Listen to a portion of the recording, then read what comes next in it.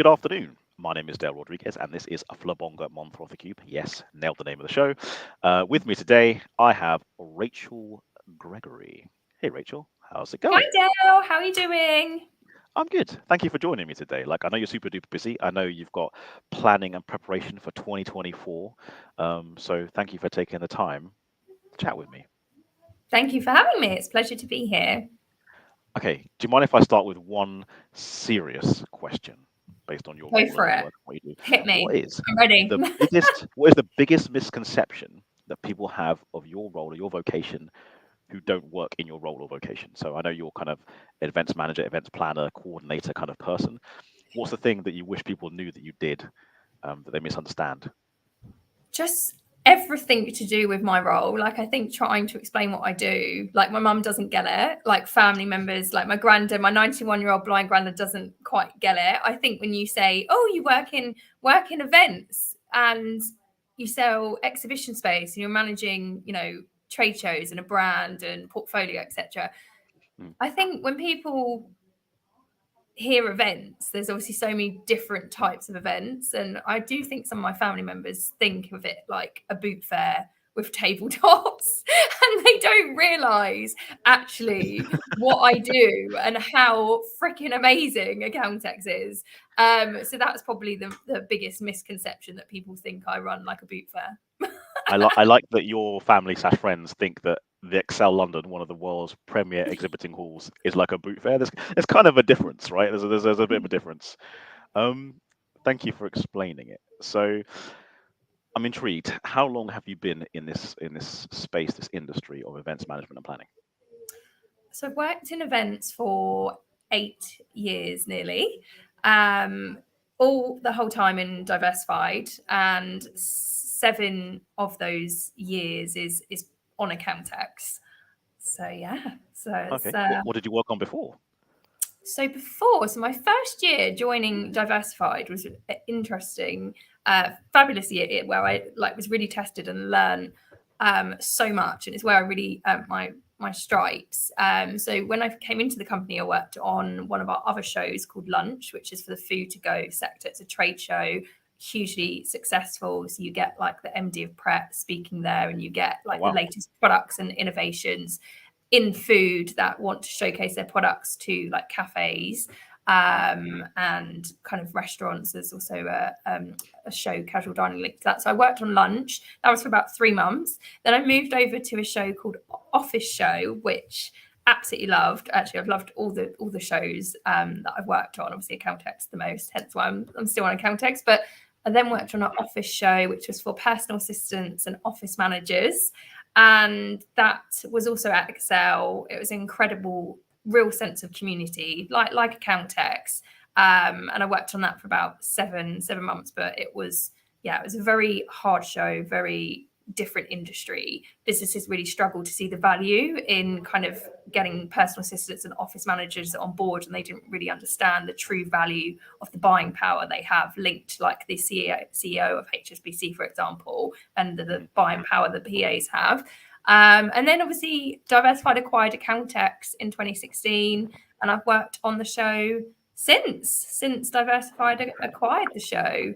So that's kind of the different events that I have worked in whilst working in Diversified. I mean, how did you get into it? So, if I'm not mistaken, you have like a sales account management background. Do the Yes. skills from sales kind of translate into what you do now? And how did you actually get into it? How did you move or segue into it? Yeah, absolutely. So I've always been in sales from the age of 18. Like, I studied travel and tourism, thought I was going to travel the world and go work in business travel. But, out of college, it wasn't that simple to kind of get a role. Everyone wanted you to have experience. And then I kind of just applied for an ad in the Friday ad, as you did back then, for a commission. I know, right? The Friday ad, remember that? For commission-based sales role, selling advertising Mhm. space in a free magazine. So you may remember, you used to pick them up. There'd be funny bar talk pages from like pictures Yep. at the weekend when people have been clubbing, etc. So I started actually like just selling on a commission only basis. I did that for a few months, realized that actually commission only and that type of environment just needed something a bit more stable. So then I applied It's quite for. tough as well, isn't it? Like it's not the Yeah. easiest of sales roles. Like you have to No, be, definitely not. And know, I was literally yeah, just walking off the street into restaurants and bars and shops saying, here's, this magazine, this is why you should advertise. And, half page is like £300. It was like a really incredibly tough sell. But then I saw Hastings Direct Car Insurance were advertising. So then I got a role there, was there for 3.5 years in their outbound team. I used to be one of these really annoying people that if you'd done a quote on confused.com, I would call you up and sell you that car insurance. So did a lot of cold calling. Someone's got to do it. Someone's got to do it. Exactly. That was the way everything was back then. So absolutely. And then I was there 3.5 years. Then I moved over to Tunbridge Wells, where I worked for the Kent and Sussex Courier Media Group, selling advertising space in newspapers. So I used to deal with like the property section and lots of fabulous businesses in around Kent and Sussex. And then I just, my partner, which now my husband, was in Brighton. I wanted to move to Brighton, and I saw this fantastic role with Diversified that intrigued me. And events has always been a passion of mine. There was like a small module in my travel and tourism college diploma, and I've always been, the first to organise a birthday, a baby shower, a hen do, anything organisation. I'm all over it, and I'm like a kid in a candy shop, and I'm like, yes, let's do this. And I love spinning lots of plates and being very busy. So I came across this role, went for the interview, where I got interviewed straight away by our MD, Carsten Holm, and a couple of the other managers. So, going straight in and having an interview with the MD of Diversified, very, very daunting indeed. And I actually walked out of the interview and thought I didn't get the role. I was really doubting myself. And then they rang me and told me I got the job, and I was just like so incredibly happy. And then, so that's how I got into events and Diversified. And I've been obviously so happy here ever since. It's an incredible company, amazing culture. They really look after their staff. And I just absolutely love everyone in our Diversified family. Okay, going back a step, you mentioned that you lived in Tunbridge Wells and you moved to Brighton. So where are you originally from? Are you from Kent, Sussex, or completely somewhere different? I'm actually from Bexhill. So when I was working in Tunbridge Wells, I didn't move to Tunbridge Wells. I was commuting from Bexhill. So I was commuting like 2 hours a day. And Bexhill on Sea is where I grew up. It's where my mum and family still live. And moved to Brighton to move in with my partner, now my husband, when we bought our first house. And just kind of been here 8 years now. So love it. What's your favourite thing about living in Brighton? Because I've visited a few times. I think it's a great place. They have a massive shop called GAK, or GAK for short, guitar amps and keyboards. One of the reasons why I frequent there. But like for you, what do you enjoy about living in Brighton? I just love that it's a vibrant city where anything goes. You can just walk down the street in kind of whatever is your vibe, and it's just like friendly, welcoming, inviting. But my favorite thing is the foodie scene. Like, me and my husband like to eat out a lot, and there are new restaurants cropping up left, right, and centre. Like, you're literally spoilt for choice. So going out for dinner and cocktails and just seeing kind of what's new is, my favourite thing about Brighton is you just never can get bored. So when it comes to food and cuisine, do you have a particular preference, like a different regional area? Like, do you prefer Indian cuisine or Chinese cuisine or something completely different?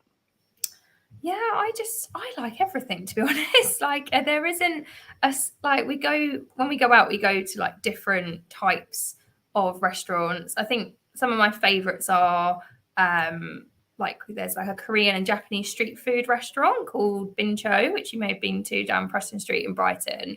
And it's been running for years and years, and it's absolutely tiny restaurant. Like, they could easily expand if they want to, but they keep it the same because it is just so amazing and so good.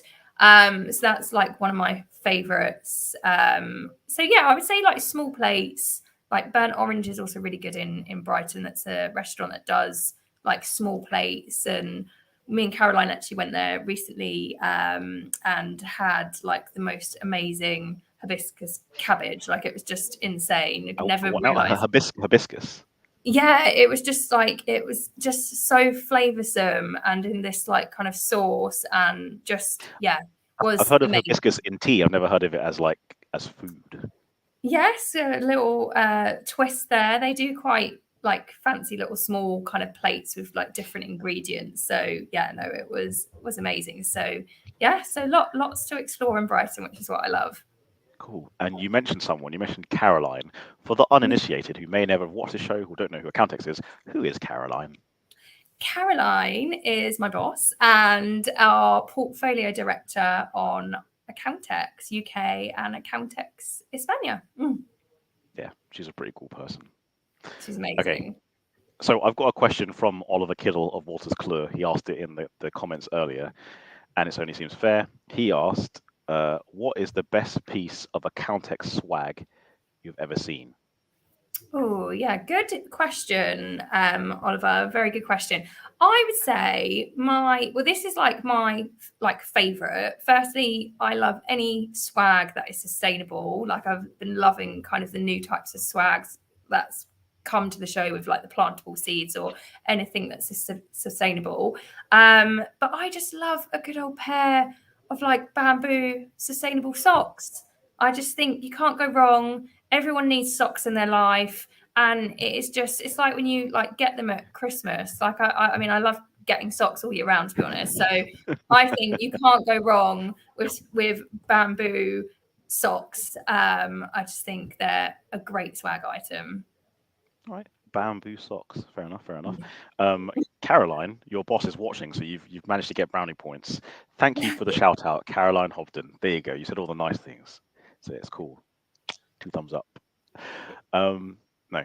All right. Changing gears a little bit. On your profile, you are a member or a fan of WISEY's Women in Sales Excel. Is that like a movement, a group, a team? What is it? So it's a brand that I actually created pre-COVID because Okay. I wanted to give back to my events community, and I saw there was kind of a bit of a need to have smaller events outside of Accountex, but for event professionals, so like myself, Caroline, and my colleagues at Diversified, where we could meet up, connect, engage, and essentially learn. So I actually launched that brand. When we was going into COVID, I had a launch event a few days before, and it was amazing. And I had like 25 professionals turn up. I had two speakers actually from our accounting community, Amanda C. Watts and Alexandra Bond Burnett, that kindly delivered Who are fantastic both talk. awesome people. Like, So yeah, incredible, like so name much drop. love for them. Yeah. Okay. Absolutely rock stars, absolutely smashing it as always. And they delivered 2 inspiring talks, and we had networking and we had like pizza and wine, and it was so incredible. But it was like days before we were going into lockdown, right? So we're literally like, everyone's a bit nervous and kind of like, doing the touching elbows, etc. But everyone enjoyed the event and it was amazing. And then during COVID, I did some webinars. So I did like a LinkedIn masterclass with a couple of other professionals within the event industry. And I had an Instagram page, and it was just a brand that I created to try and give back. I did want to turn it into something. Unfortunately, post COVID during COVID had to pause it, and then haven't really come back to it. But essentially, I'm really like passionate about helping and inspiring others within the event profession, within tech, within accounting. So that was me putting my time into like trying to create a brand and to give back to my community. Okay. I mean, you may or may not know this about me. I like to usually keep things light-hearted, but I think the subject of women in sales is something we should probably explore a little bit more. I'm intrigued to know, interested to know, are there any particular struggles or hurdles that you think women face when they work in kind of sales or B2B sales roles that maybe men don't face? Yes, and yeah, there is one that comes to mind that I did actually see a post about on LinkedIn recently that I've actually commented on and have had discussions on. I do think the struggle is kind of understanding our value.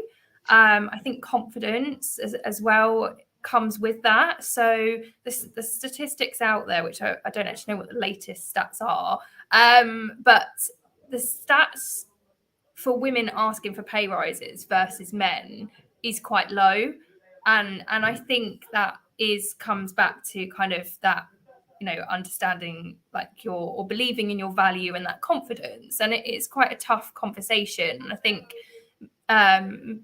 many male sales professionals might feel more confident or be more direct in terms of asking for a pay rise, a promotion, whereas I feel like a lot of women kind of, you know, wouldn't approach that conversation necessarily. And that's not, you know, everyone, but it is, you know, the stats do, you know, tell quite an interesting story, and there is still, I think, a struggle with us understanding kind of our value and having that confidence to have those direct conversations with your employer or your boss.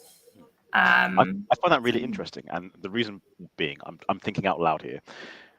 I understand that there is a statistic that, you know, women generally don't ask for pay rises and all that kind of stuff, and where, but I would have assumed that in a sales role, having that justification is clearer, because sales, by its very nature, there is usually a target, a sales target, and if you achieve it or exceed it, you can explain that you've exceeded it. So please give me more money.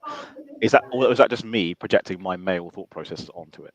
I mean, I guess there's not really a question in that, but the question is, do you think there's a particular reason why women don't feel confident in showing their value or asking for pay rises?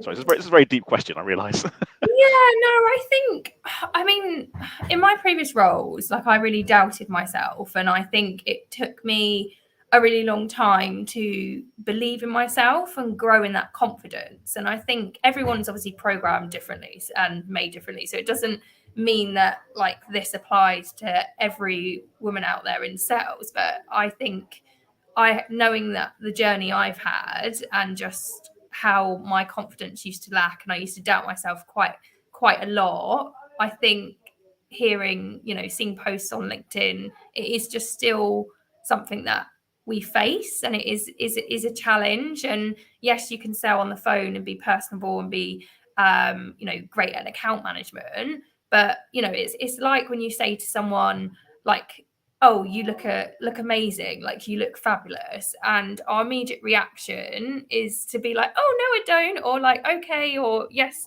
like, you know, we very least often say thank you when you get a compliment, and it's like that. It's kind of like there's a shyness and a lacking in kind of like confidence to maybe be direct and ask those questions. And as I said, it doesn't apply to everyone. It's just like talking from experience with kind of my journey of self-doubt and like, you know, believing in myself, and just hearing kind of other colleagues and seeing on LinkedIn other people, you know, facing that challenge as well. So that's just something that comes to mind. Sorry, that was a very long-winded answer. No, because I've asked you something that's like quite important. Like I said, I usually ask kind of like light-hearted questions, but that's quite a deep thing. So thank you for the longer answer. And I'm going to ask you one more kind of deeper question, then we'll kind of move on. Is there anything that sales professionals, whether male or female, can do to create a better atmosphere for women? Very good question. I think to be inclusive at all times, just incorporating different members of staff in meetings, kind of just talking to each other on an equal playing field, I think as well is really important, because regardless what level you are, yes, you might be more senior or you might have different authority to kind of your colleagues and team members, but actually we're all equals. We're all here to do a job and be a team and do it well. So I think just talking to each other on an equal playing field, and I think supporting International like Women's Day and International Men's Day, and kind of like for International Women's Day, Diversified had a speaker come in that gave a very inspiring talk about kind of menopause, which is a subject that isn't really, it is becoming more spoken about now, but it's previously been a subject that's been avoided, I think, and it shouldn't be avoided. I think men and women in the workplace should be talking about pressing subjects. So I think just kind of being open to challenges of what each other is going through, and kind of having that knowledge there, and attending any forums to support each other, as well as kind of like, you know, inviting each other in on meetings and talking to each other on an equal playing field, I think is really important. Okay, no, thank you. That's a really great answer. I'm going to change gears a little bit because I realise it's getting a bit heavy. It's getting a bit heavy. Let's lighten up a little bit. Presumably, as a foodie, you eat lots of different types of food because, like, you don't restrict your diet in any way. You're not like a vegan or anything in particular like that. Okay, so silly question: if you had to eat one particular meat for the rest of your life, forsaking all others, what meat/animal are you choosing? That's a very good question. I'm going to say chicken, because I feel it can be cooked so many different ways, and some people find it quite plain, but I think it can actually, you know, like if you barbecue. The people who think it's plain is because they don't use seasonings. You need to get some seasonings on that bad boy, and Yeah, chicken's delicious. Like, exactly. So yeah, you can season it, you can barbecue it. It's, yeah, I think, and also it's like protein, isn't it? So I think I could live yeah. off chicken if I had to. Wouldn't choose to, but if I absolutely had to, was on an island and there was just chickens, Yep. that would be me. See, I used to say chicken as well because I thought it was the most versatile. But a friend of mine convinced me that actually beef is more versatile. You get more flavors. Wow. You get more things. You could, like, I've heard, beef mince, for example, spaghetti bolognese. I don't think we really make chicken mince, do we? I think it's probably a thing, but it's not You like, can get chicken mince, but yeah, I don't think many people opt for chicken mince. Like I probably wouldn't, to be fair. if I had the choice between like a beef burger or a chicken burger, I'd pick a beef burger. Yeah. And also steak. I really like steak, and chicken doesn't quite cure that itch. So No, that's true. But then steak takes a long time to digest, whereas chicken doesn't. So I'm okay with there is. this. Oh, hey, if you're stuck on a desert island with nothing but like beef and it takes a long time to digest, you don't care. Yeah, no, I think, yeah, interesting answer. Okay, what's the weirdest thing you've eaten? Oh, the weirdest thing I've eaten. Okay. I was once in Thailand in my early 20s doing 7 weeks of travel, and the street food stalls I heard were like the best thing ever. And I got this sausage off a street food stall, and it was probably the weirdest sausage I've ever had. I still to this day don't know what I ate, but it was like glazed like a cherry inside. It had a very weird texture, and I mean, I just don't even know what I ate, but it was like the weirdest thing.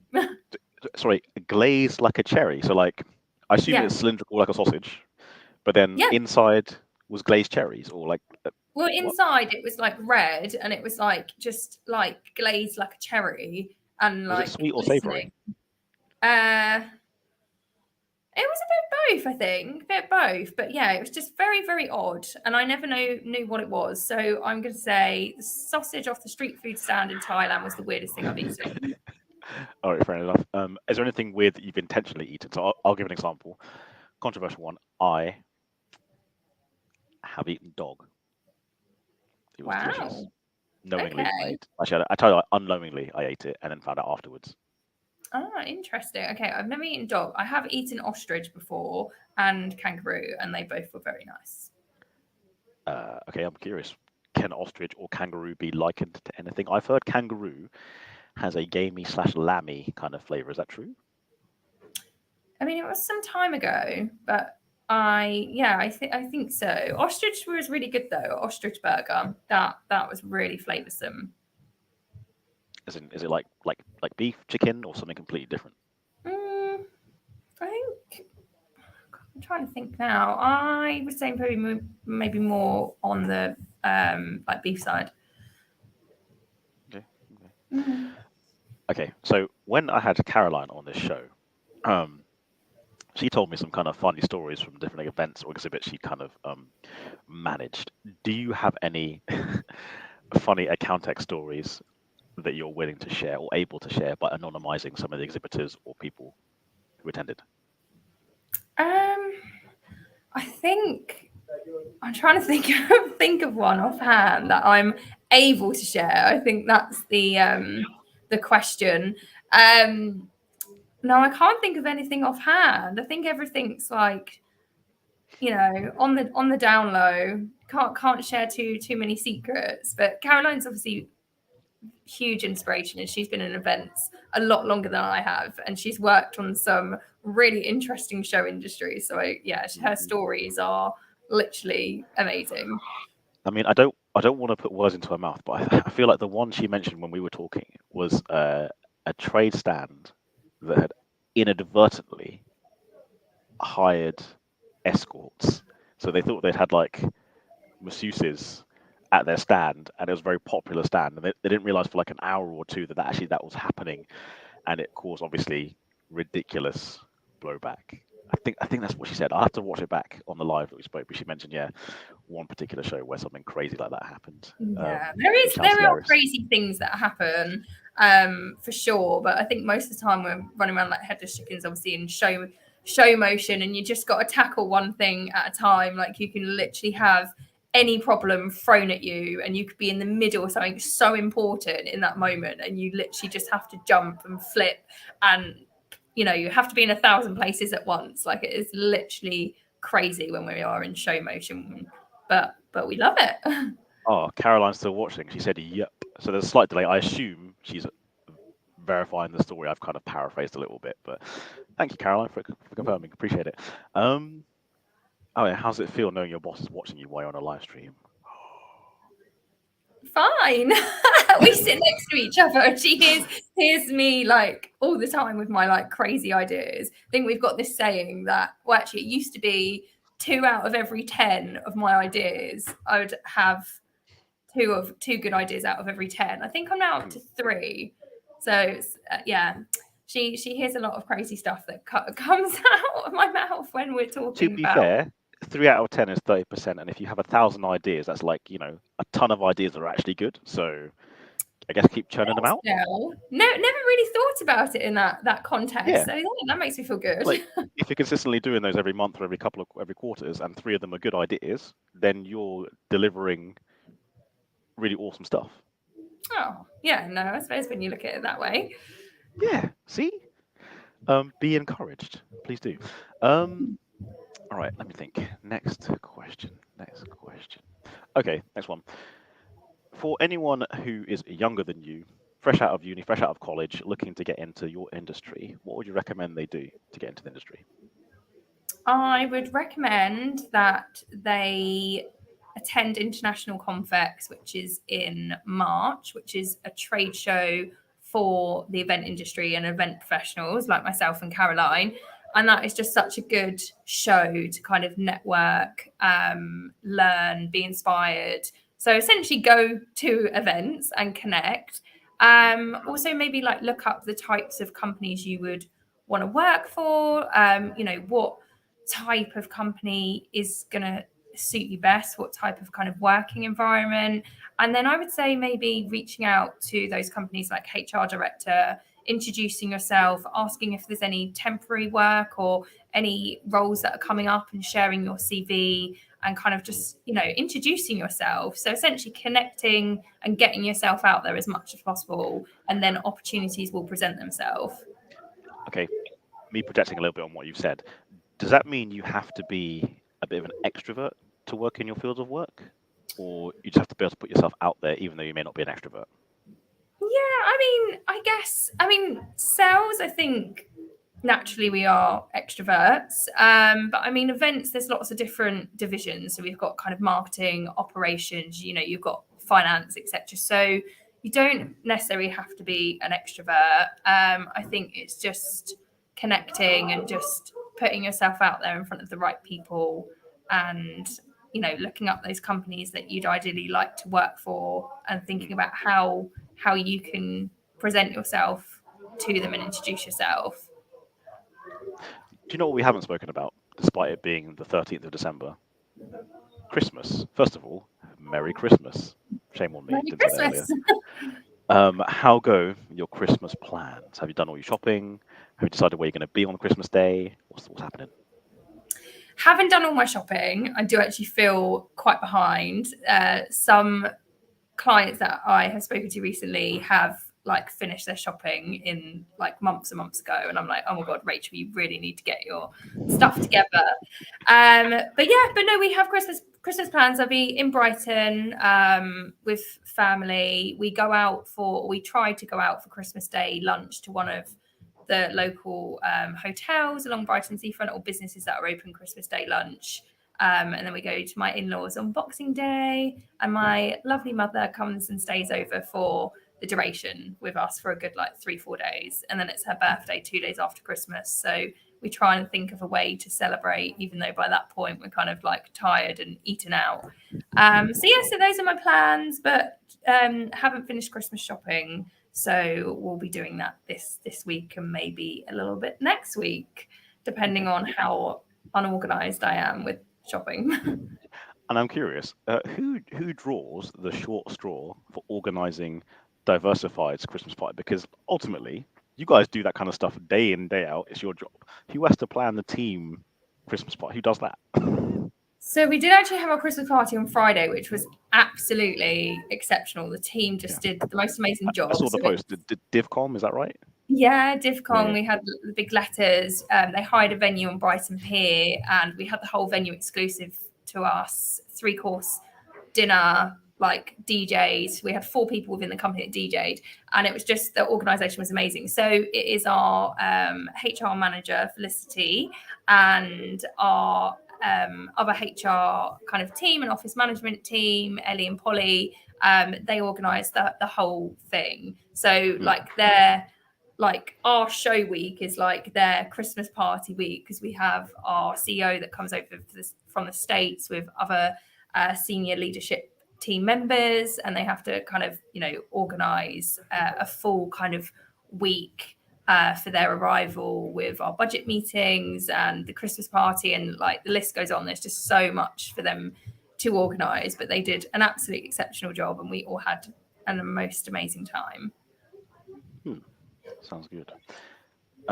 Next question. Accountex 2024. To the uninitiated, people would assume you're doing all the work in 2024, but that's not true. I understand that events, especially of the magnitude of Accountex, it's like a 365 days a year kind of thing. Providing it's not confidential industry secrets, what stuff are you doing now to prepare for May 2024, which, let's be honest, is ages away? Yeah. So our whole team has been planning and organising 2024 from the following day the 2023 show ends, right? So it is literally, we got to the 17th of May, day after Accountex London this year, and then we are planning for 2024. So we've been talking and planning, for ages. We've been in 2024 for months, for months and months. Essentially, we've just had our online exhibitor manual go out to all of our exhibitors to help them with their planning. We've got our call for speakers application that's live. So if anyone is thinking about putting themselves forward, we are looking for fresh new speakers, inspirational speakers that have got lots of inspiring educational talks that they can deliver. So we're working on that. We're working on registration, because that's going to go live end of January. And we're working with lots of new brands for next year, welcoming lots of new exhibitors. So kind of just never stops. We kind of say this, amongst the team, is like, we don't really get like a downtime, like, because on our Accountex portfolio, we have so much that we're working on. London in itself is a whole year's worth of work, right? But we don't just do London. We've then got Manchester, which is also a whole year's worth of work, and then we're doing digital in between. So we just don't ever stop, but we love it. We're all really passionate, hardworking bunch, and it's just we're always busy. Okay. Is there a particular moment, or task that gets completed where you feel satisfied with the work that you've done, where you go, this is it, we've hit the benchmark, we smashed it, we nailed it? Like, is there a particular time during the process for Accountex, or is it after it's finished? Yeah, I guess there's a couple of moments when we do have that. I mean, we're always, juggling and spinning lots of plates, as I mentioned, but one moment is when the show sells out, and we always sell out early. So anyone that's looking to exhibit, do get in touch now, because we are very close. The floor plan is looking so full already, and not much space left. So I guess that moment where we officially are sold out, which is always months and months before the show, that is an amazing moment in itself, because we work so incredibly hard to get to that moment and make sure we have as many different brands and returning brands as possible, to ensure that visitors coming to the show can literally meet the team behind every brand and service that they are looking to do business with or want to find out more information on. So that that's like huge. So that's an amazing moment for our team when we have sold out the show, which is always early. And then post show, so we have one of the highest rebooks within the company is on Accountex. So we rebook over 60% of the space year on year. And that is a huge jigsaw puzzle. It took me and the team 8 weeks last year. Wow. It took a little bit less this year. And it is just a huge jigsaw puzzle, because we don't get a floor plan, and literally just until just before the show, the hall space is booked, year on, year out, and years in advance, but we don't actually get our floor plan sometimes till quite close to the show. And then the rebook, where exhibitors can opt for their same stand or, go for another option. Mm-hmm. We've got 150 contracts to place post show, and it's a huge job. And we, are working tirelessly to make sure everyone gets the best stand possible, and that we look after all of our clients, and we, do the rebook justice.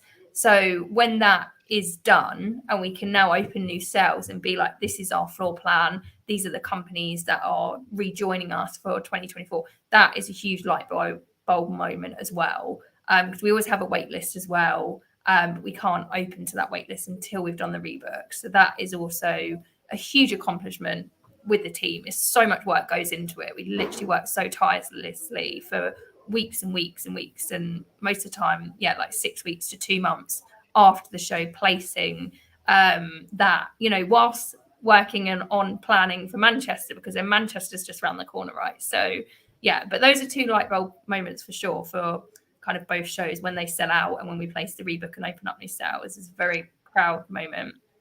Okay, question that I would like to ask on behalf of other people. It's not just me thinking this. I've heard this from other accounting firms and practices, stuff like that. If I were to go to Accountex London, why would I then go to Accountex Manchester? I know they're slightly different because they're different locations, but like, what would be the benefit of going to both? I guess it's just another touch point for you to connect with your peers and the industry, for you to make new connections and attend seminars, earn your CPD. Generally, Manchester, we do get some visitors that go to both, but majority of Manchester's audience is those accounting firms and businesses that are based in the north, who perhaps can't make it down to London. But definitely it is worthwhile going to both if you can take the time out. Another opportunity to connect with the brands, find out what the latest innovations are, and attend seminars and connect with your peers. Cool. Changing gears a little bit, am I right in saying that you are somewhat of a social media wizard or person? Like, you use it a certain amount, is that right? Yes, I guess so. Like, I absolutely love LinkedIn. I'm on it every single day. Really excites me, like reading everyone's stories and seeing, like, what's launching, what's new. Like, I just think, like, there's just so many amazing things happening in the industry at the moment. And LinkedIn obviously is the go-to platform for me that I get my information from, and it brings it all to life. Also, Accounting Insight News platform as well. We've got lots of incredible educational blogs and stories on there. So outside of LinkedIn, do you have a preference for any particular platform? I think I'm probably more into Instagram. I don't really use Facebook that much anymore. Used to be more Facebook, but Instagram, I don't know what it is about it. Maybe like how the usability is, maybe. Just Facebook, obviously, photos you upload, people could just go on and save them, and I know they can screenshot them essentially on Instagram, but I just feel like it's a bit more private, maybe, but could be Okay. wrong. Obviously, they're owned by the state, Meta, so probably just the way my brain thinks with that. But yeah, Instagram. Fair enough. Fair enough. Is there anyone on Instagram that we should be following in particular? Anyone you really, really like? I think, well, Carl Readers on Instagram. He's very inspiring. Obviously, he's spoken Yeah, at he's all right. accounting multiple times.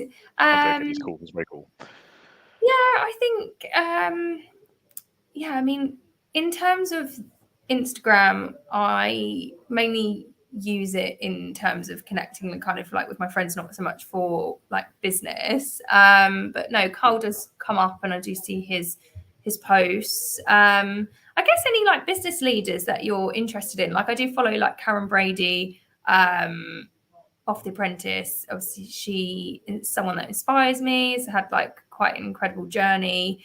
So she's quite influential. So yeah, I guess anyone that you're interested in, that if you've read a book on a particular entrepreneur or mentor or someone in the industry, yeah, see if they got an Instagram account and give them a follow. Cool. And last but not least, I've asked you loads of questions and you've been very accommodating. Thank you for that. Do you have any particular questions for me? Like, it's supposed to be a two-way conversation, so. I guess, what are you most looking forward to at Accountex for 2024? Oh, that's a good question. So for me, I use Accountex to upskill and motivate/reward some of my team. So the team I work with in my firm is called the Digital Heroes team, and they're the people that put their hands up within the firm who said, look, I want to take on extra responsibility outside of my standard conventional bookkeeper and accounting work and learn more about technology and processes and how we can get efficiencies for our clients and internally within the firm. So for those people, like going to Accountex is getting product and technology knowledge, but not just that. Like you mentioned CPD, right? Some of my team will go and they will go to seminars, lectures from HMRC or various different providers, ACCA, or you can have those guys there, or governing bodies, and it's a great place for them to take the knowledge. And with a firm our size, having these select people, they get kind of given assignments, and they bring that knowledge back to the firm. So they'll kind of write a note and they'll put it on our central hub, and then anyone who's interested in that kind of stuff has that information. So for us, or for me, it's the idea of getting that information from one place and then kind of bringing it back to enhance our service. So yeah, that's the thing I'm most excited about is literally bringing my team, having a little bit of downtime with them as well. So obviously, there's usually it's 2 days for Accountex. Sometimes people will stay over, and if we stay over, then we'll have a little bit of social time after we've done our kind of work at Accountex. Because as fun as Accountex is, there's a social element to it. There is we go for a very particular business purpose. We go to learn and make sure we get industry knowledge. Again, not just the tech stuff, but other things that are happening, and also speak to other firms. So yeah, that's what I look forward to the most. Amazing. And I guess, well, that was obviously a Accountex related question, but if I was to ask you something else, if we have time, what are you most looking forward to about Christmas? And what does your Christmas dinner look like, Dale? Okay, so Christmas. So I have a 3-year-old daughter. So this is kind of like the first Christmas of memory. Like she remembers last year a little bit, but she's quite excited. So seeing her get excited, exciting for me because I'm not naturally a Christmas person, by the way. I know, bar humbug. But seeing her get excited about it is pretty cool. And as for my Christmas dinner, I have a very large extended family. I've got like 6 aunts and 2 uncles, right? And I'm going to visit this is on my mum's side. I'm going to visit my mum and my dad, and they're all coming together at my mum's house. And there's going to be ridiculous amounts of food. Mum's like, I've got the turkey. My other aunt's like, I've got the beef. My other aunt's like, I got the lamb. Can someone bring the chicken? Like, we're eating all the foods. It's going to be crazy. Someone's going to be doing some rice and peas. There's going to be a ton of different vegetables. One of my aunts does an amazing, and I mean an amazing, cauliflower cheese. Love cauliflower cheese. Definitely a I'm necessity. stoked by having everybody around and eating a ton of food. Yeah, other than that, that's my Christmas wrapped up. Oh, it sounds so lovely. And oh, with your little girl being 3, like that's just such a nice age. And yeah, she will be so excited, I'm sure, and you'll have like the most magical Christmas. It sounds wonderful. Yeah. And I think on that note, I think we should just wrap things up. say Merry Christmas. I'm going to hit end stream. Give it like 2 seconds because it kind of freezes for a second, and then won't be live anymore. So for everyone who joined us, Caroline, other people who commented, I think Randy and Raquel, they commented, but we can't see those because of LinkedIn being weird. Anyway, thank you for joining us. Merry Christmas, and FM will be back in the new year. And again, Rachel, thank you very much for your time. Appreciate it. Thanks so much. Merry Christmas, everyone, and Happy New Year. And look forward to seeing you in 2024.